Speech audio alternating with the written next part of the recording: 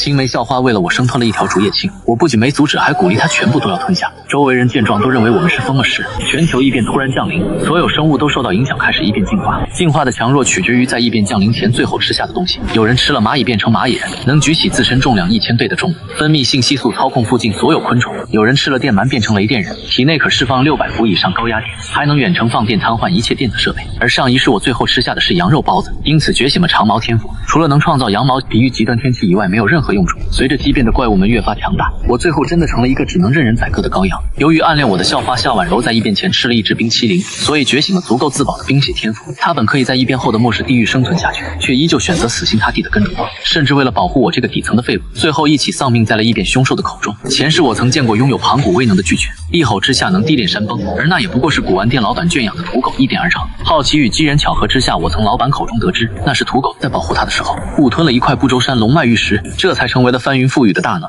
因此我重生回来后做的第一件事，就是找到城南的古玩店，东拼西凑才将店里那块不周山龙脉玉石给买下。至于为什么要强迫校花夏婉柔生吞她的宠物竹叶青，是因为前世夏婉柔的这条宠物竹叶青，便是受畸变影响化为了蛟龙。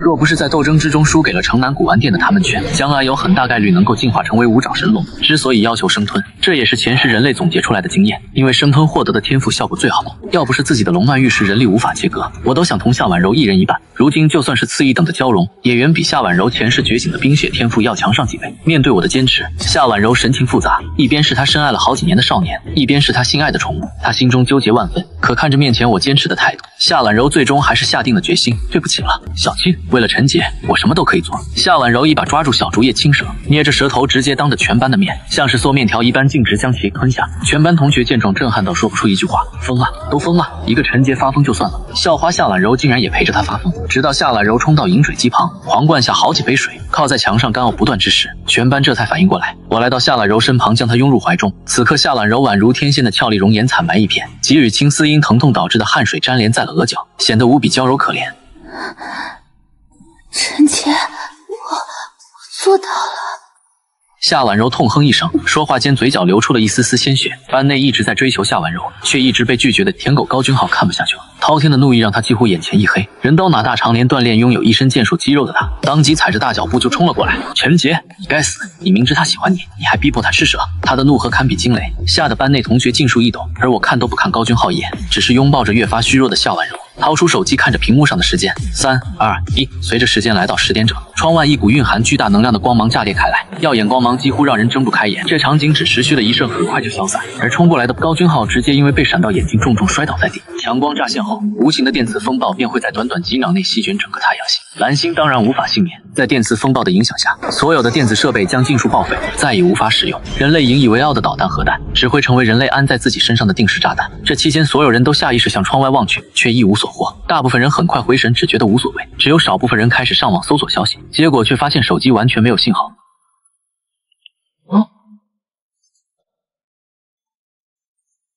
刚才是怎么回事？好亮的光，我手机没法上网了。我也是，这是信号塔炸了！高君浩从地上爬起来，重新怒气冲冲地朝着我冲来，语气之中充满了杀气。陈杰，今天我一定要替婉柔好好出出气。他常年锻炼，1.9米的壮硕身躯，肌肉十分明显。此刻众同学们都在心中为我默哀。然而当那硕大的拳头打向我之时，异变突生，原本明亮的天空几乎是在几息之间就由昼转夜，一丝血红色的光芒从天空洒落，太阳风暴导致磁场混乱，进而使天空颜色产生异变。就在这个异象突生的时候，我怀中的夏婉柔发出了撕心裂肺的惨叫。众人下意识看去，只见吞食了竹叶青的夏婉柔，此刻身显怪异，已然大变了模样。她的头上生出了一双龙角，闪烁着银色电弧，俏丽脸颊的四周有零星的青白鳞舔，平添几分妖异魅惑，背脊灵至肩胛，一条青烟缭绕的小蛟龙盘旋交错，青白色电弧接连不断，一身青白长裙鳞甲，鳞甲上下散发着淡淡青白光芒，将她的俏丽身姿紧紧勾勒显现，身后更是一条青白龙尾缓缓摇摆，好似电视剧中的异兽圣女。姓名夏婉柔，等级1阶，以太神兵，星灵长剑，以太神甲，碧灵刀甲，以太战灵，碧月灵蛟，天赋碧霄神雷叠加翻云覆雨叠加碧霄神雷，施术者能够使释放强大的青白色雷电，对鬼魂类、邪恶类生物有克制效果。翻云覆雨，施术者能够腾云驾雾，呼风唤雨。异变之后，夏懒柔的脑海中便多出了这些信息。此刻心思细腻的他隐隐约约明白了我刚让他吞噬的用意，却完全是为了他好。本就对我死心塌地的他，自然更加不能容忍有人敢挑衅我。他站到了我面前，只是伸出掌心就轻松格挡住了高君浩的那硕大的拳头。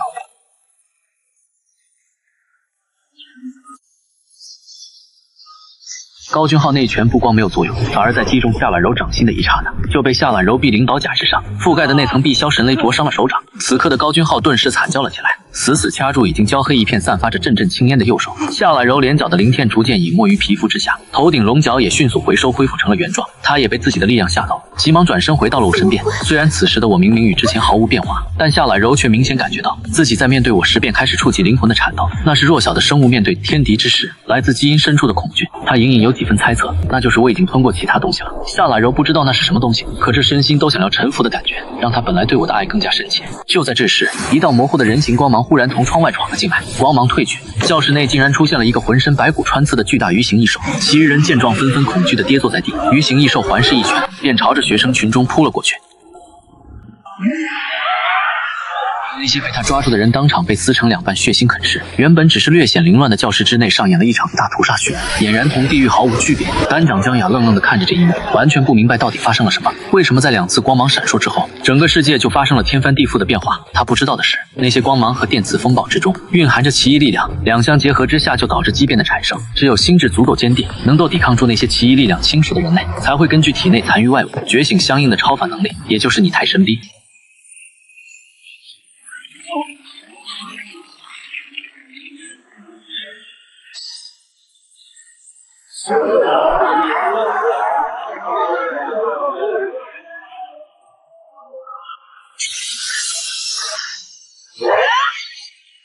高君浩显然是心智不够坚定的一个，在他愣神期间，也没能抵挡住奇异力量的侵蚀。狂暴诡异的能量迅速侵蚀至他全身的每一个角落，蠕动的血丝从他的皮肤之下钻出。不过短短2-3秒时间，高君浩就变成了一个长着细长尖锐的禽类爪子的异兽。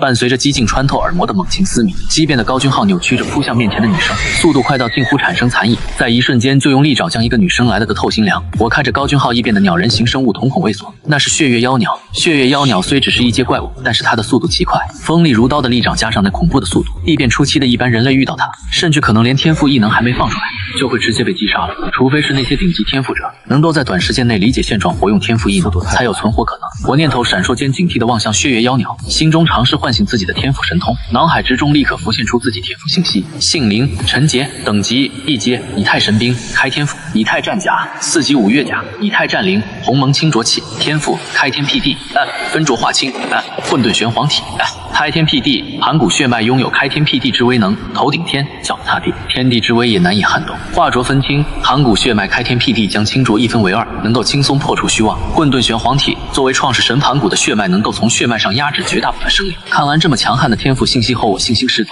血月妖鸟吗？正好可以拿你是试手。随即我脚下一跺，黄金光芒从身上骤然发散，叮铃哐啷的金铁嗡鸣声响起，头顶黑金飞羽假帽覆盖住我的面庞，金色流苏如同火焰般于脑后摇曳，熠熠生辉的黑金色甲片似龙鳞一般覆盖满我周身每一个地方，让我本就高大的身躯更显空无有力。而在后背之上，更是有驳杂的青紫烟雾缭乱，宛如天神战将一般威不可挡。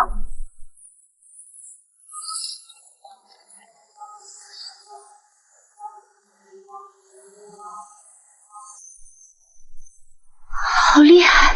拟态战甲刚召唤出来，一旁的夏懒柔看着我满眼崇拜，这是来自创世神盘古血脉的天然统治力，也是吸引力。原本那只正在抓同学的鱼怪此时停下了动作，调转方向，纷纷朝着我撕咬扑来。身旁的夏懒柔见状正准备上前，却是被我伸手拦住。过来。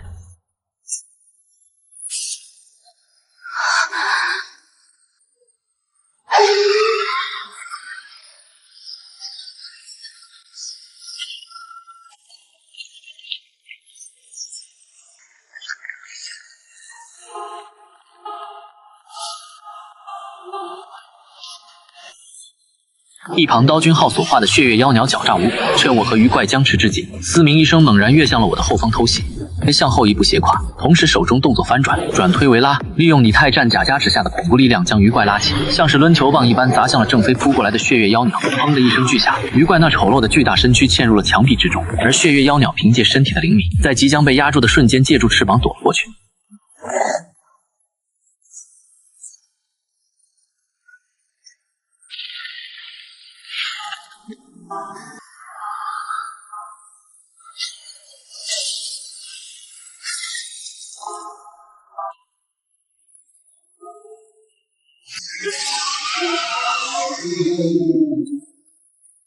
随后我再次一斧斩杀了鱼怪，并从鱼怪体内取出来一块洁白的金块。在前世，这种金块被超凡者称为灵晶，只要吸收灵晶，超凡者就有机会能够进阶，这是最快且稳定的进阶方式。但并不是所有变异兽都能够产出金块，只有极少数才能从变异兽尸体内产生低阶的灵晶。至于高阶的更是凤毛麟角。不过相应的，越是体内灵晶品质越高，变异兽的实力就越是强悍。世界就是这么残酷，弱肉强食，强者自有更强者前来猎杀。念及前世，夏婉柔对自己的生死不弃，想到自己已经觉醒了盘古血脉天赋，我便将这灵晶给了夏婉柔。拿到眉心处，用意念吸收。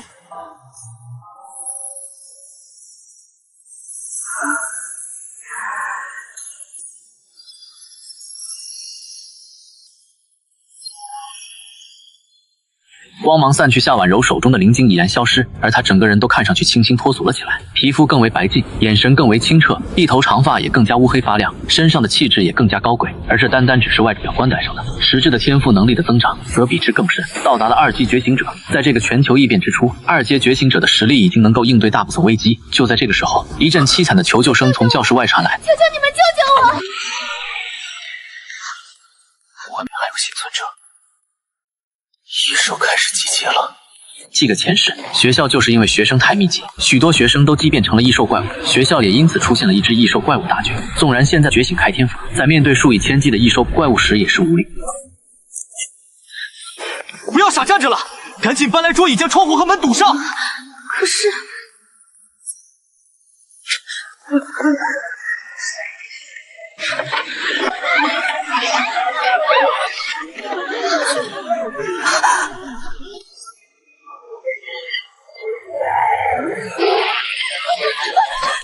是小薇，是小薇啊！教室里的班萧芊芊认出了在异兽大军前方逃命的小薇，那是她的室友，更是闺蜜。此刻教室外的小薇身上已经没有一处是完好的，凄惨的模样令萧芊芊瞬间同情心泛滥。一瞬间，萧芊芊来到教室门口，伸出双手准备推开挡住大门的桌子。就在这时，我瞬间来到萧芊芊身边，死死拉住她，咬牙道：“你想让我们大家一起给她陪葬吗？”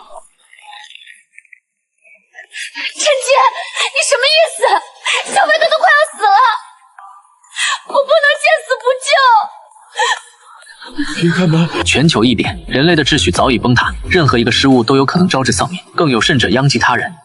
做英雄，你有那个本事吗？只有强大的自己，才是自己的英雄。陈姐，你怎么会这么冷漠绝情？冷漠，绝情。好啊，既然你觉得我冷漠，那你就去自己做圣母。说着，我直接打开门，一把将萧芊芊推了出去，随即又将门给轻轻关上。陈姐，我错了，陈姐，我刚才也是一时心急，求求你放我进去吧。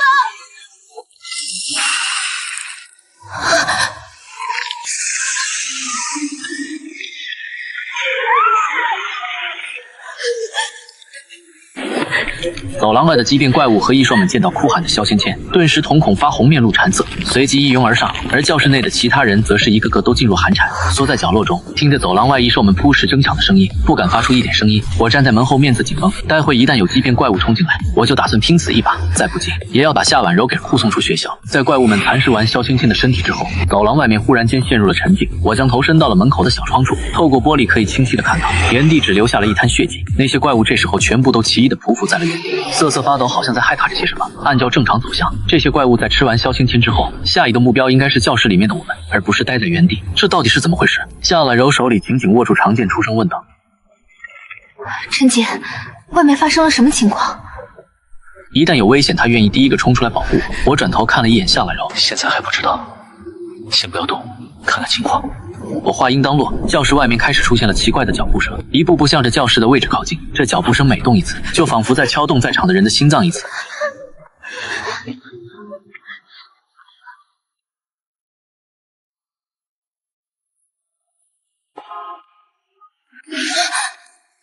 是赵小璐的声音，她不是今天请假了吗？怎么回来了？她怎么来了？而且她不害怕外面的怪物的吗？她不会和高君浩一样变成怪物了吧？要找就找高小丽啊，不关我事。对，都是高小丽欺负的她，不关我们的事。之前跟赵小璐同一个宿舍的女生窃窃私语起来，她们好像之前对赵小璐做过什么亏心事。我将手中的盘古斧紧紧握在手里，不管赵小璐是来寻仇还是什么，如果她敢对自己和夏婉柔动手，我会毫不犹豫将她解决。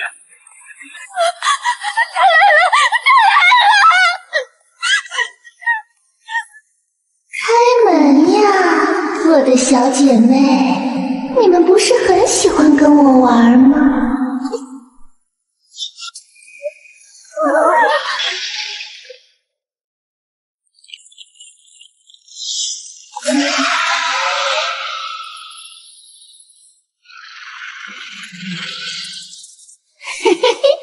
看到你们了，小璐，你原谅我吧。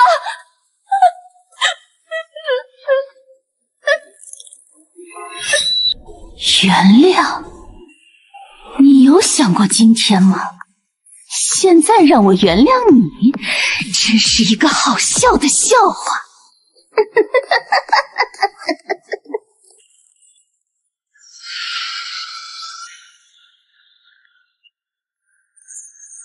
赵小璐目光一冷，大门瞬间自动关闭。我看到这一幕，不由心中诧异。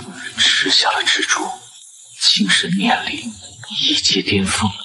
高小丽不知道哪来的勇气，拿起地上的一个桌腿冲到赵小璐面前，一棒子敲在了赵小璐的猪腿上，然而却好像是打在了钢铁上，一点伤害都没造成，反倒震得桌腿都掉在了地上。赵小璐感应到了高小丽的攻击，嬉笑地将高小丽凭空拎起，强大的念力将高小丽死死困住，任由她怎么挣扎都无济于事。很快高小丽就失去了呼吸。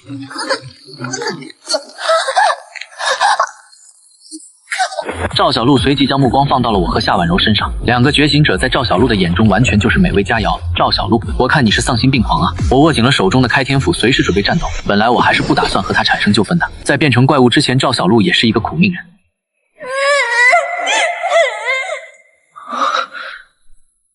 但现在你打错了主意。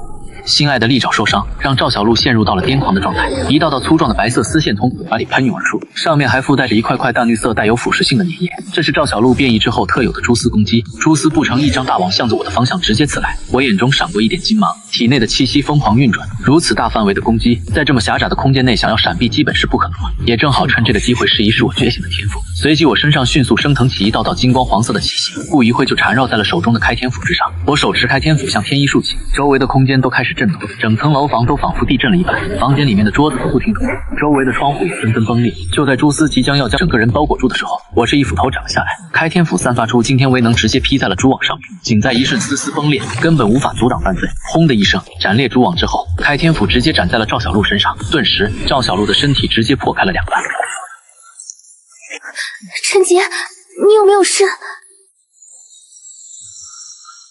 我温柔地摸了摸夏婉柔的头，这个丫头还是和上一世一样这样关心自己。随后我将击杀赵小璐遗留的晶体收了过来，这个晶体上白色里面透露着一丝红光，这应该是一颗出界灵晶。根据上一世的记忆，我也大致记得灵晶的品质，品质从低到高分为第一列，初阶、中阶、高阶。我握住这颗初阶灵晶，意念一动开始吸收，一道白光便渗入到了我的身体之中。顿时我感觉浑身舒畅，整个身体的每一个细胞都好像在呼吸一般，身上的气息已经增强了一大截。不愧是初阶的晶体，一下子便让我进阶到了2阶觉醒者巅峰。由于我身上有混沌玄黄体的天赋，吸收了晶体之后提升也比其他人要强上不少。在末世前期吸收一颗初等晶体，一般人可能就只能够提升到2阶初级觉醒者，而我则是直接提升到了2阶巅峰。不过伴随着觉醒者等级的提升，后面需要的灵晶数量只会越来越庞大。小杰，我们接下来该做什么？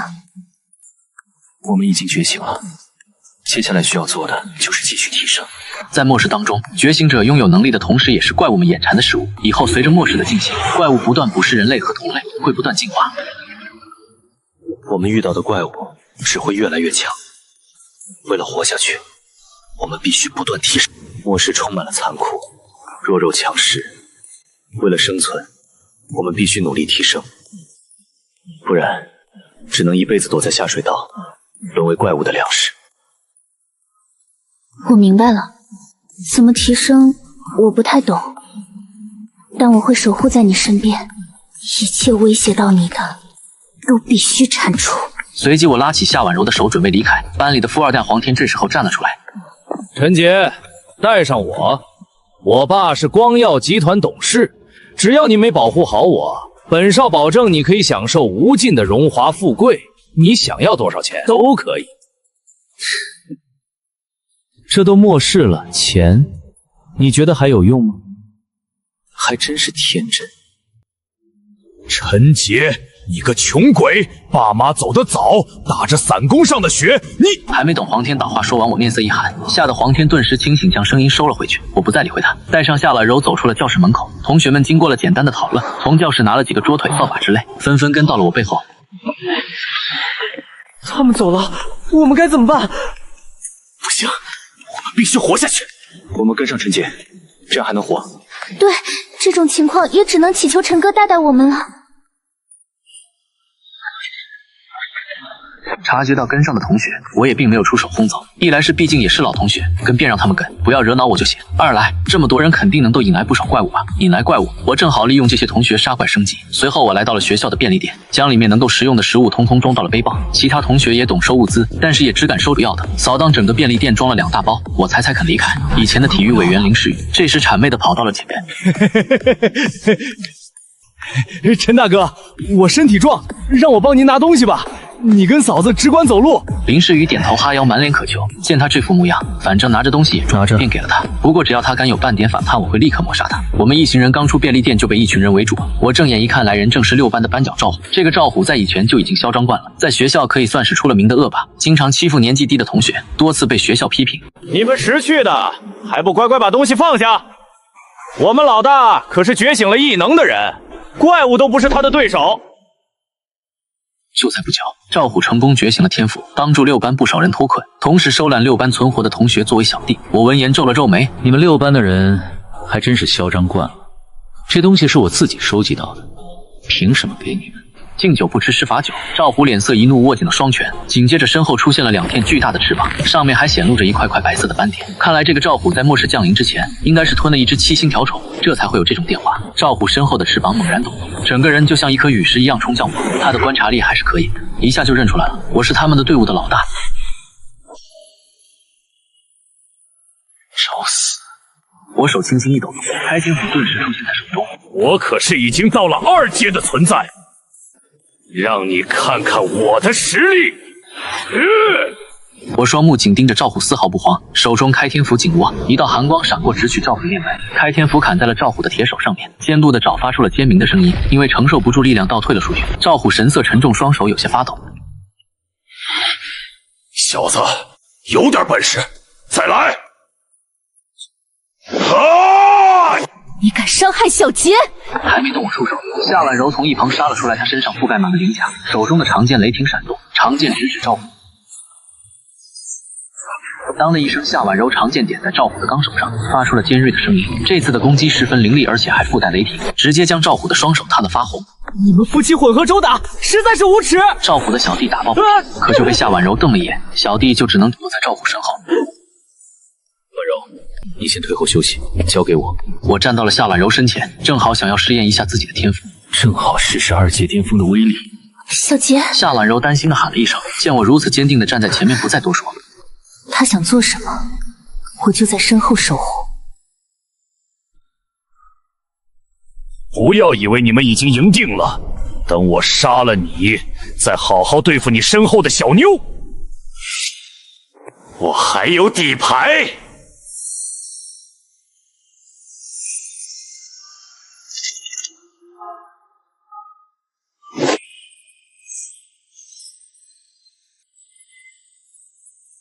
一把破斧头不可能突破我的防御。好一个乌龟盒子！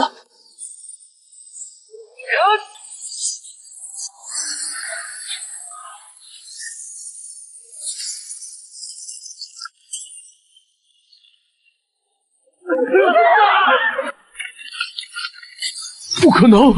我的防御，我可是专门的防御天赋，竟然扛不住他一斧！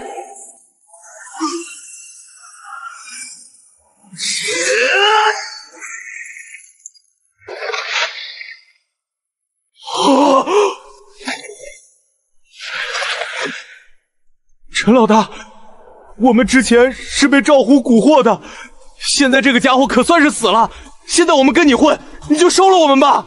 今后我们一定为您马首是瞻。不在乎，但可以为我引来怪物。后期稳定了，也可以组建势力。起来吧。好，谢谢陈老大。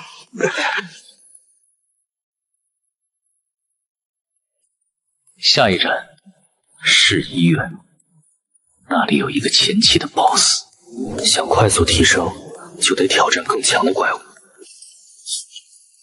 这些人正好可以吸引怪物。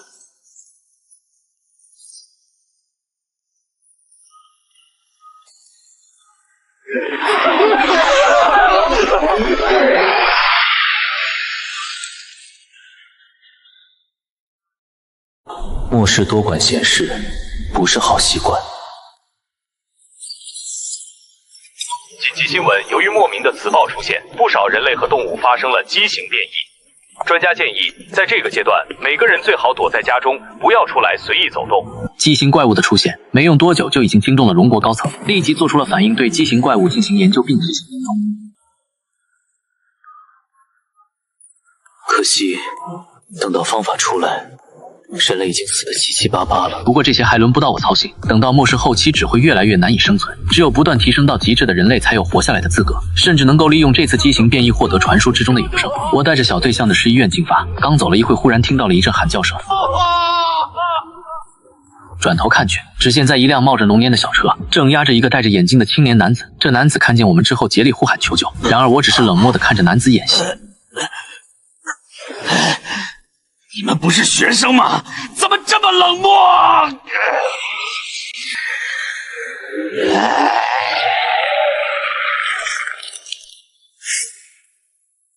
这是一个向着蜥蜴方向变异的蜥蜴魂，仅凭气息上能判断比之前的赵小璐强多了。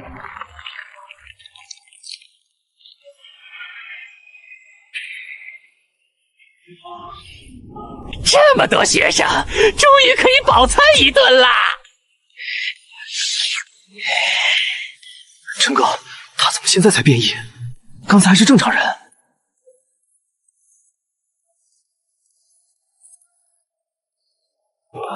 应该是蜥蜴怪本身的天赋吧，能模仿人类变成想要的模样。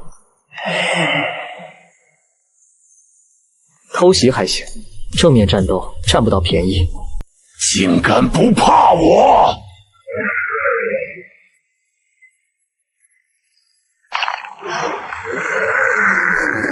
乖乖成为我的盘中餐吧！怪物，滚远点！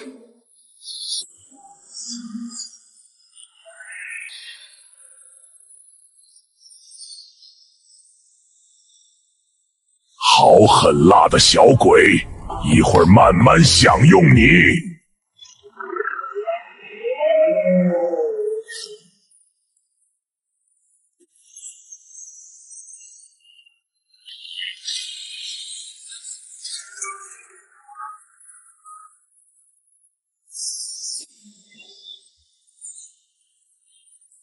小月，缠住他！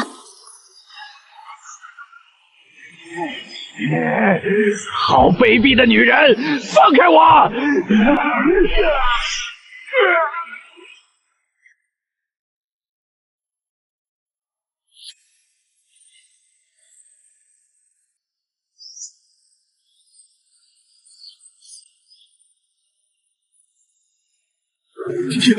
天雷！蜥蜴怪惶恐的瞪大眼睛看着眼前即将到来的雷霆。他在这个地方蹲伏，这一小段时间也遇到过觉醒者，但是都轻易的被他解决并且吞噬。可他没遇到过像夏婉柔这么变态的，竟然能够引动天雷。夏婉柔从天上看见蜥蜴怪惶恐的神情，嘴角不由勾起一抹微笑。这可多亏了陈杰哥哥在末世降临之前给他吃了竹叶青，不然他现在就是一个任人宰割的小绵羊。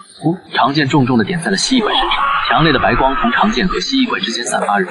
片刻之后，白光消散，夏婉柔玉指紧握长剑，盯着正前方。这蜥蜴怪没死，呵呵呵。蜥蜴怪弯着腰，沉重的喘着粗气。吃了夏婉柔这一击，他身上的鳞片渗出一丝丝血液，有那么一刻，他感觉浑身的鳞甲都要被活生生剥落。幸好他拥有觉醒天赋赤炎蜥甲，赤炎蜥甲能够短时间内大幅度提升鳞甲的防御力，加上蜥蜴怪依靠在这个位置示人，已经达到了2阶巅峰，哪有那么好杀？该死的，敢伤我！没变异前被老板压迫，现在成怪物还要被压迫，我不甘心！死！你们给我死！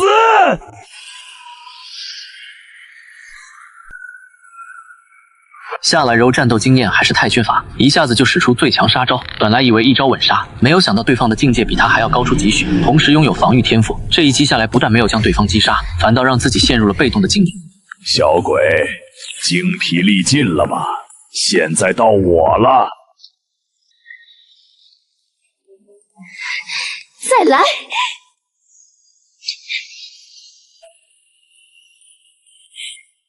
你以为还是我对手？我可是2阶巅峰！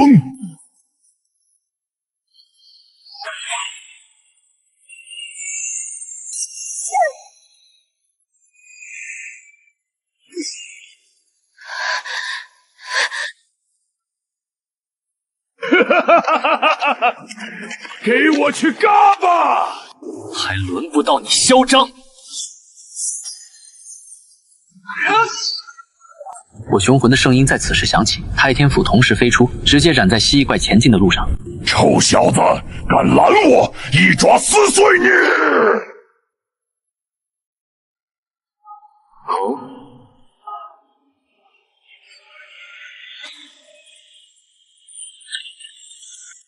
你也是2阶巅峰，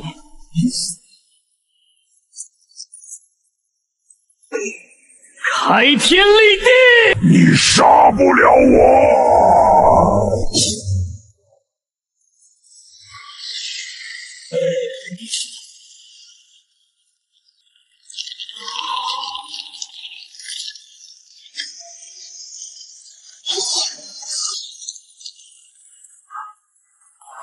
锋利的开天斧瞬间割裂蜥蜴怪的身体，紧接着一颗紫色光团从蜥蜴怪的尸体上蹦了出来。这种气团我认识，这可是提升李泰战灵的宝贝。鸿蒙清浊气出来吧！我向着前方的紫色气团轻轻一指，一道玄黄气息从我身上激射而出，这股能量极为霸道。刚一出现，周围的人都被他的光芒刺得睁不开眼。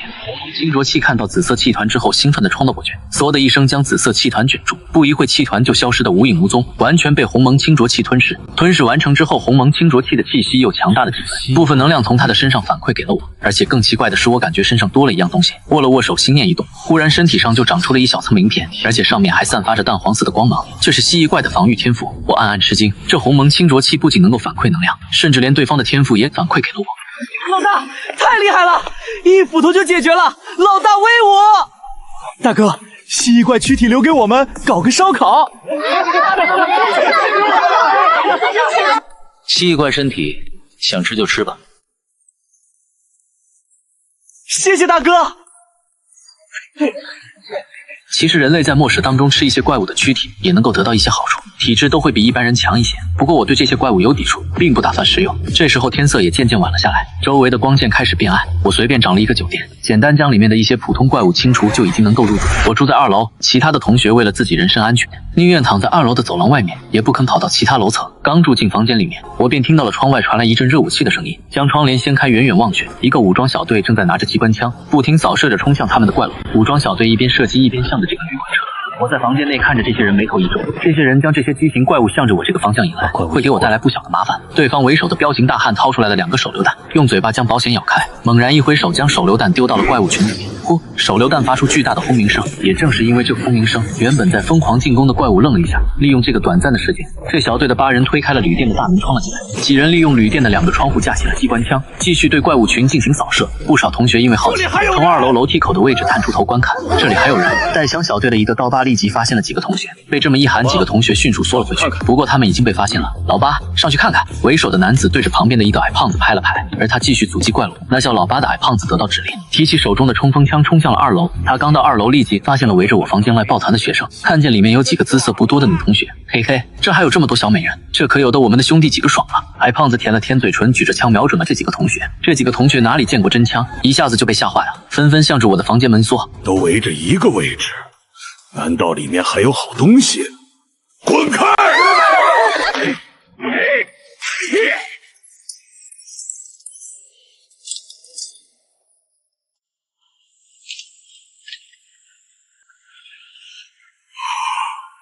还有这等美女，还有这等美女，哈哈哈哈！老子赚大了！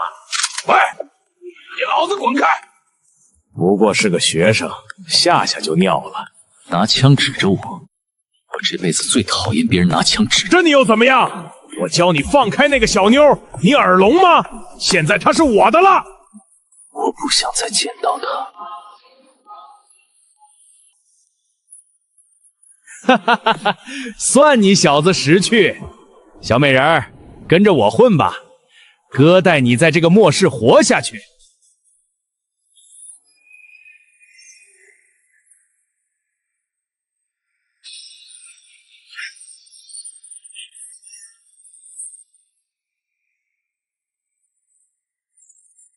夏婉柔并没有就此停手，紧接着便走下了2楼，大手一挥，将矮胖男的尸体丢到了小部队队长前面。小队队长气得浑身发抖，毫不犹豫地扣动了扳机，砰砰砰，一道道火线向着夏婉柔的方位冲去。可惜这些普通的热武器在夏婉柔看起来都太弱，子弹的速度在她的眼力中被放大了好几十倍。她只是轻轻地扭动身体，便轻松将这些子弹一一躲过。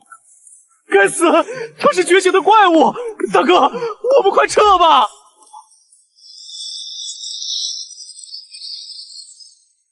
你可以嘎了。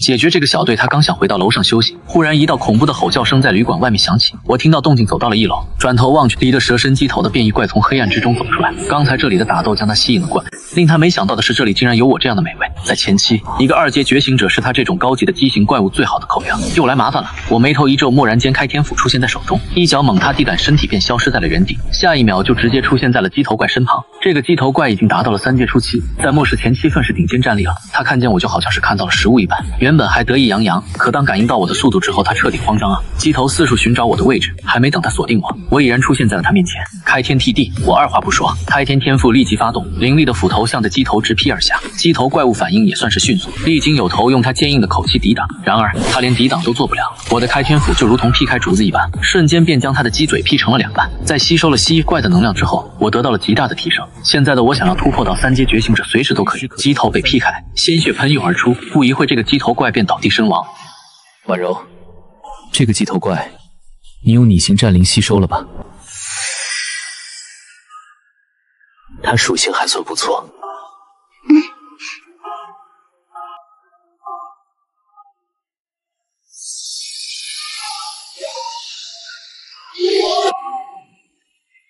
以太战灵吸收了鸡头怪之后，夏婉柔也得到了极大的提升，顺利来到了2阶巅峰。只可惜这个鸡头怪没有产生灵境，不然的话，我们2个人至少有一个能够提升到3阶了。回到2楼，我换了个房间，洗了个热水澡，将身上的污渍全部洗去。这一天忙活，全身都脏完了。洗完澡之后，浑身舒畅。夏婉柔说自己害怕，硬要跟我一起睡。等我洗澡出来，发现夏婉柔已经躺在了床上。夏婉柔穿着的是一套蚕丝睡衣，非常的轻薄，露出一双修长而葱白的玉腿，侧躺在床上，玲珑有致。我怎么说也是一个血气方刚的小伙子，看到这一幕，浑身感觉热血沸腾。你就这样睡了，被子都不盖？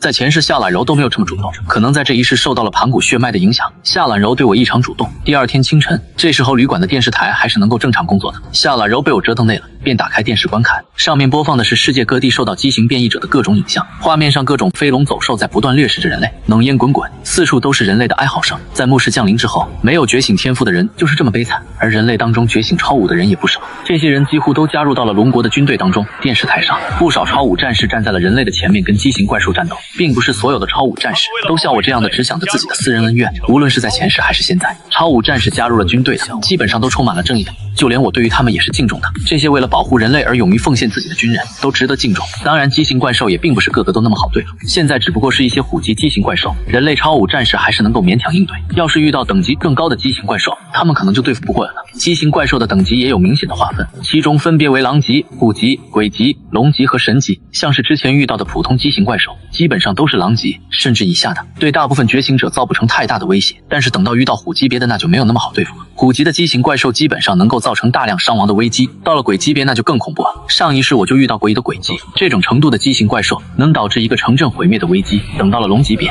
可能整个龙国都会陷入到危机当中。上一世我还没有见到过龙级的畸形怪兽，至于神级那更是只是传说，像这样的畸形怪兽出现，处理不好整个人类都会被它毁灭，像这样的存在根本不是普通的觉醒者能够处理的，除非我能够继续提升到更高的品阶，以我的天赋觉醒，对付神级这样的畸形怪兽应该问题不大，天赋那都是无限成长型的。末世的第二天，全球上面的畸形怪兽比昨天在炼钢道来肆虐的更加严重，仿佛整个世界都陷入到了地狱当中。交代好同学们先在这里等待后，我则带着夏婉柔向医院的方向前进，前期的 BOSS 级别的畸形怪兽才是我的目标。费了大概1个小时的时间，我终于来到了记忆中的医院。根据之前的记忆，记得这个位置有一个初期 BOSS， 等级应该是达到了虎级，以我现在的实力，不出意外是可以对付的。推开玻璃门走进了医院内，里面的空间非常大，但已经空无一人。这时医院内忽然响起了一道尖锐的声音，我扭头一看，一个混黑色的双头犬向着我冲来。这只双头犬双眼通红，身形竟然有一个小汽车一般大小，它的速度非常快，犹如一道闪电一般，不到片刻就冲到了我身旁，张开利爪想要一爪将我撕碎。见恶犬袭来，我丝毫不慌，甚至没有任何的动作。畜生东西滚开！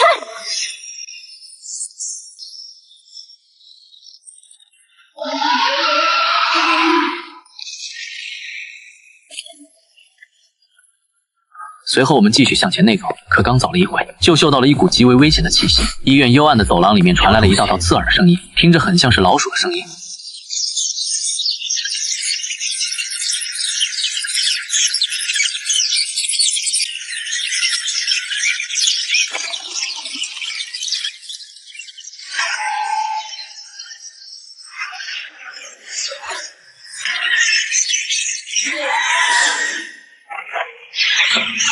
这些小老鼠一死，原本医院走廊深处再次发出了一阵滋滋的尖叫声。不一会，在我的正前方就出现了一个硕大的老鼠人，它浑身长满了老鼠的毛发，双眼通红，一双利爪上面填满了泥污，如果不细看真的看不出来这是人变异之后的生物，好臭！夏婉柔捂着鼻子嫌弃的道。老鼠 BOSS 一出现，整个医院都充满了浓烈的腐臭味，这种味道更像是发酵了的臭鸡蛋，十分刺鼻。别说是夏婉柔了，就连我都有些反胃。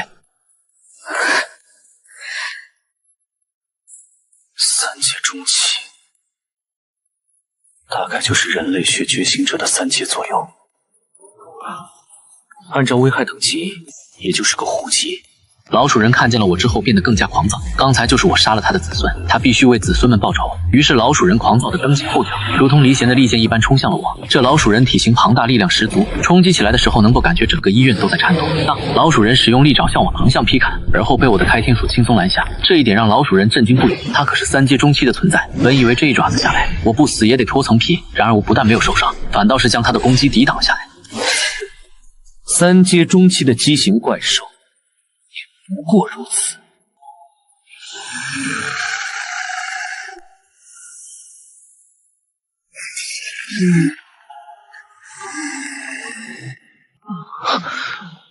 这一脚下来，我就感觉是踢在了钢板上，没想到老鼠人的防御力这么恐怖，我内心暗暗震惊。不过即便没有撼动老鼠人，我也借着力道将自己和老鼠人的距离拉开。老鼠人吃了我一惊，虽然身形没有太大的波动，但也暗暗吃痛。这个人类是他至今为止遇到最强的人类，必须尽快铲除。于是老鼠人四足都趴在了地上，用一个极为诡异的眼神看着我。正当我还在疑惑的时候，一道诡异的声音从老鼠人的肚子里面传了出来。我手握着开天斧进入警戒状态，预档告诉我这个老鼠人没有这么简单。果然，仅在刹那间，老鼠人的那双小眼睛忽然红光大放，一个深红色的领域在老鼠人的身旁急速展开，我甚至都没来得及闪退，这领域已经将我整个人覆盖了。红光过后，我睁开眼，看见眼前奇怪的景象，这是一个幻境。看来这一次我又遇到了精神类型的异能，这种异能真的是防不胜防。现在的我正处于一个普通的居民房间内，什么东西？我眉头一皱，紧接着对着旁边的墙壁挥出了一斧头，开天斧的锋芒落在房间的墙壁上，竟然造不成丝毫的伤害。这就是小 boss 的幻境天赋，试试鸿蒙轻薄器。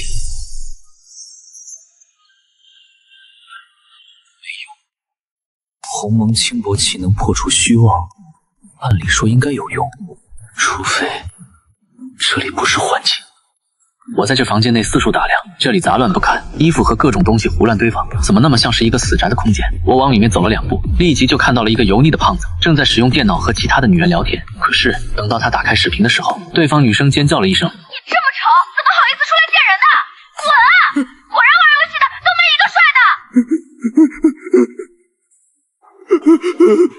难道只有帅的才配活在这个世界吗？而我这种人只配在下水道活着。说罢，紧接着油腻胖子身体开始膨胀，并且开始长出来杂乱的老鼠毛，原本扁平的嘴巴开始变得尖长，嘴巴上面的獠牙开始缓慢生长出来。不一会，他就变成了刚才我在外面世界看见的老主人模样。原来如此，这是老鼠人变异前的回忆空间，难怪清觉器没用，这不是幻境。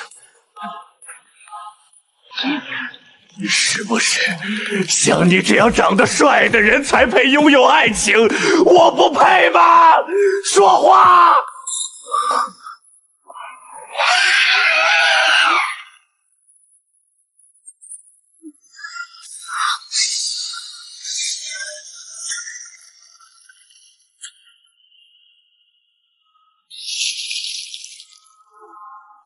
他能打到我，我打不到他。这太诡异了。此时在领域外面，我陷入了短暂的昏迷之中。老鼠人兴奋地在外面看着陷入呆滞的我。在他发生畸形变异之后，他这个天赋就没有人能够从里面挣脱出来过，无论是普通人还是觉醒者，这也就是他这个前期 buff 强大之处。老鼠人趁着我躯体僵硬的时候，猛然发动了攻击。别想伤害小杰！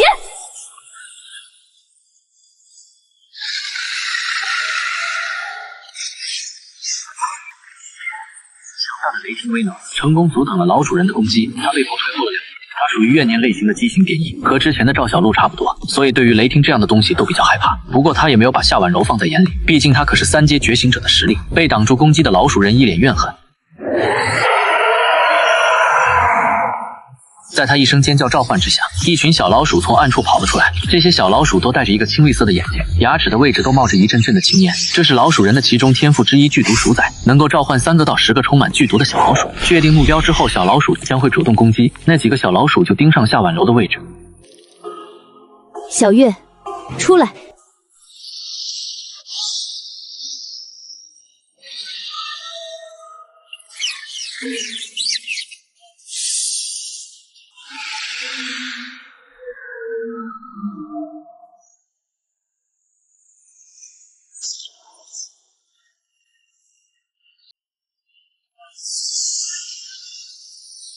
小月，干得漂亮！此时在领域空间之中，我一边躲着老鼠人的攻击，一边寻找反击的机会。这是精神攻击，只能靠鸿蒙轻启一启，这样试一试。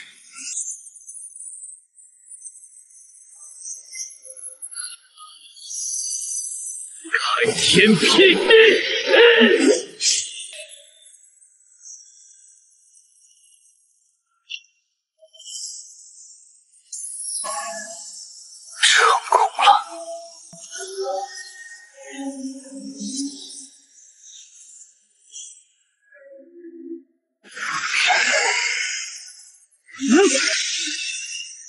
开天辟地！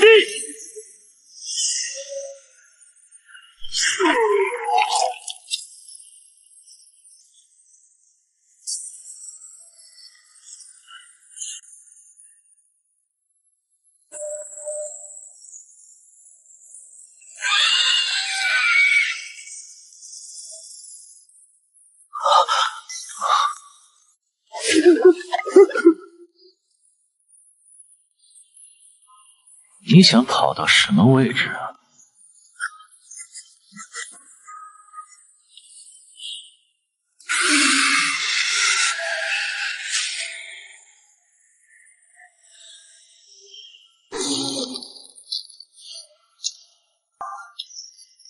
你的速度再快，能快得过我的斧头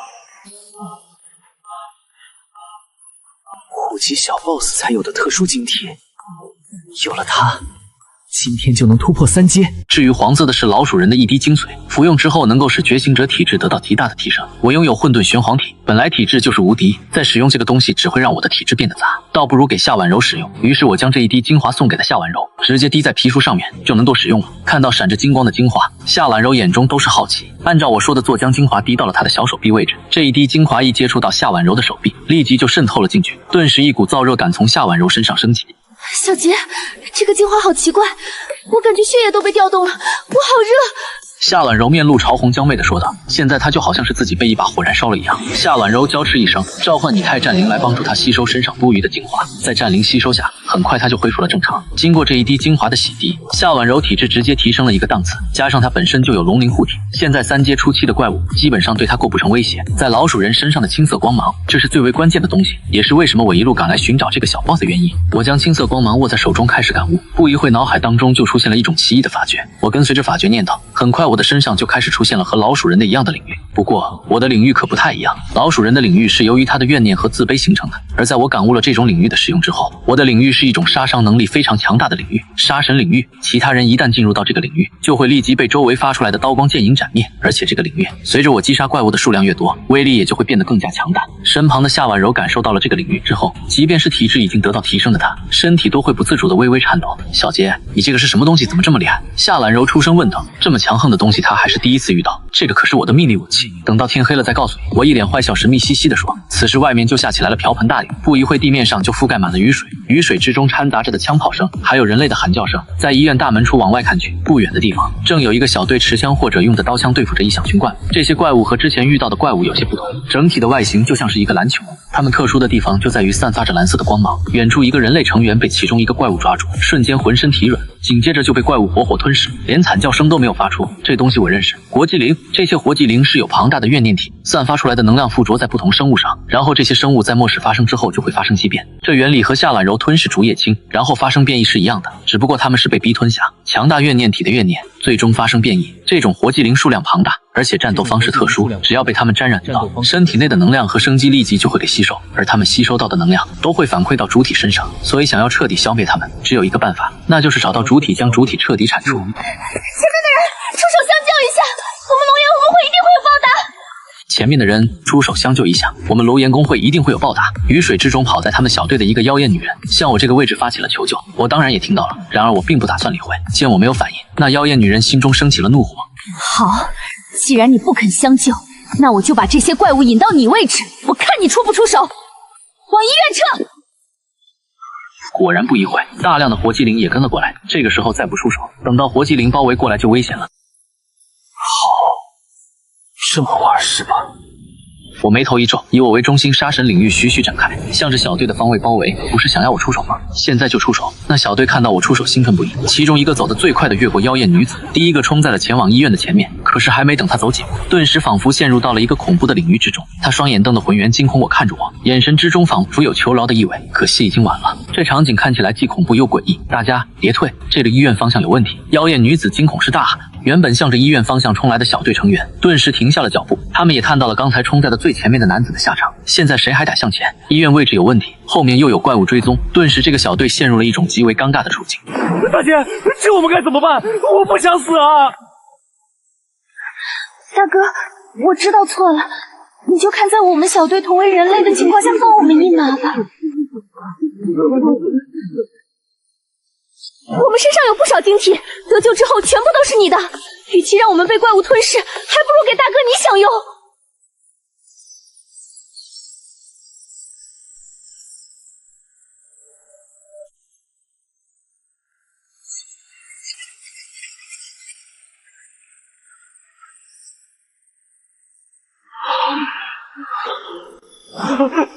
得救了！感谢大哥出手。灵晶呢？出手一是为了清麻烦，二是为了灵晶。都在这儿了，都在这儿了。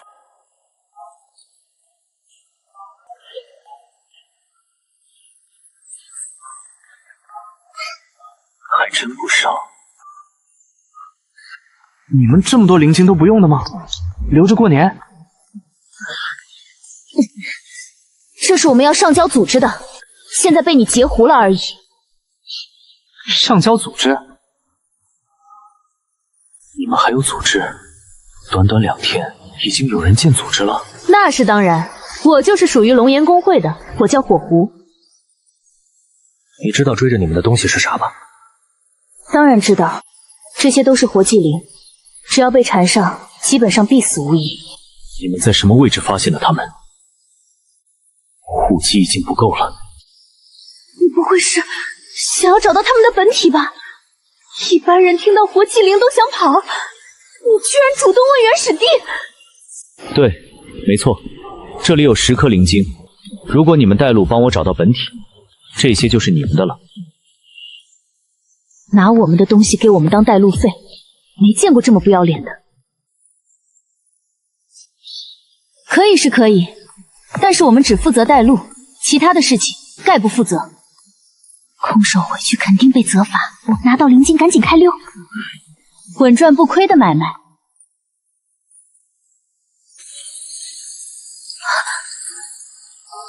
不怕你们跑，敢跑，片刻击杀。带路吧。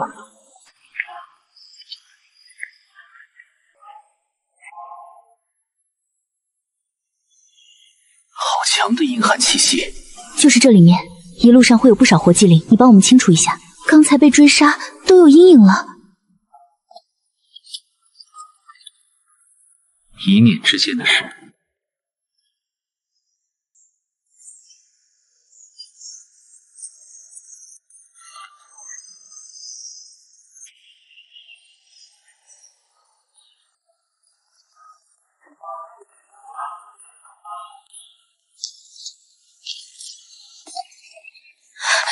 这个棺材里面的角色肯定不简单，保重！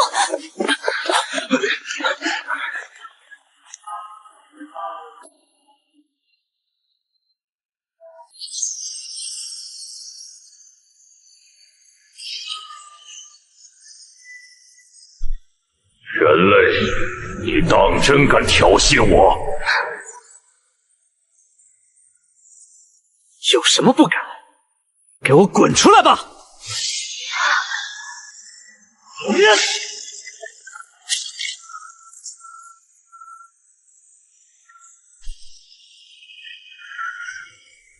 类，你找死！打扰本尊休息，你的死期已经到了。还没完成进化就被我打断了。你找死！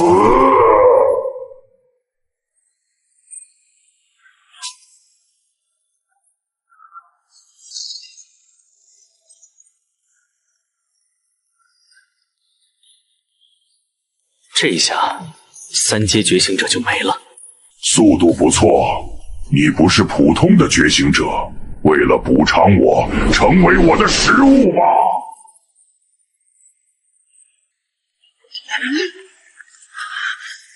想吸我？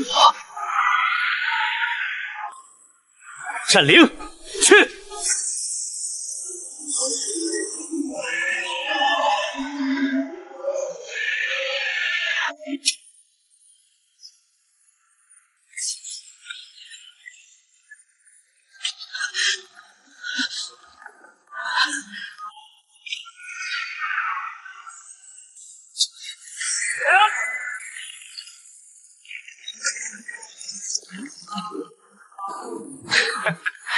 就这么？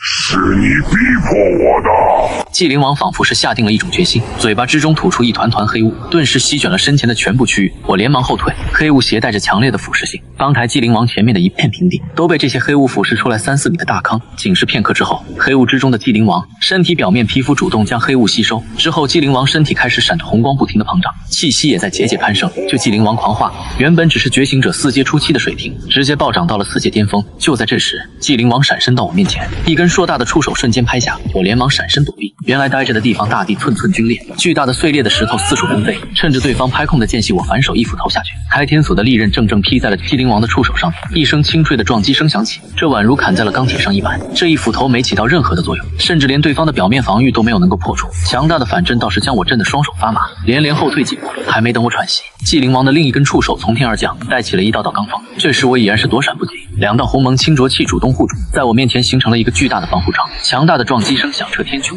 这一拍彻底将我震飞了出去。我站起身，呼吸了2口气，体内热血翻腾，仿佛是这样的战斗才能够将体内的盘骨血脉彻底激发。我将鸿蒙清浊气和开天斧融合，甚至杀神领域也加上，仅在一瞬间，开天斧发生了质变，滔天的杀意在他身上迸出，浑身闪耀着嗜血的红光，看起来非常恐怖。做完这一切之后，纪灵王的攻击也再次袭来，一根比之前更加粗壮有力的触手荡起狂风，对着我面门直轰而下。我向右一闪躲过一击，同时在空中翻转，身体带着斧头如同一个高速旋转的陀螺。开天斧猩红的颜色照耀整个公园，开天辟地，开天斧毫不留情贯穿了纪灵王的触手。这一斧头轻松切开了纪灵王的身体，同时将他的触手斩落，大量的黑色血液从他的伤口处喷涌而出。纪灵王第一次感觉到了疼痛，换了一根触手再次向我拍来，我也不躲，正面一斧头与对方正面战斗。公园内响起了一阵阵的碰撞声，3分钟不到，纪灵王浑身已经伤痕累累，加上沉劫杀神领域的特殊性，纪灵王的躯体一直没办法恢复，他身体的血液在一点一点的流失，身体的强度也在慢慢减弱。整整打了5分钟，纪灵王身上的触手尽数被砍断，大部分只剩下半截。这时的纪灵王彻底陷入了下风，纪灵王怨恨看了我一眼，嘴巴吐出大量的黑雾，紧接着他的躯体迅速缩小，想趁着这黑雾的掩护快速逃跑。想跑，我锁定了纪灵王的位置，一个位移来到了他面前，举起斧头由上而下一斧头劈下，纪灵王的躯体瞬间被我劈成了2半。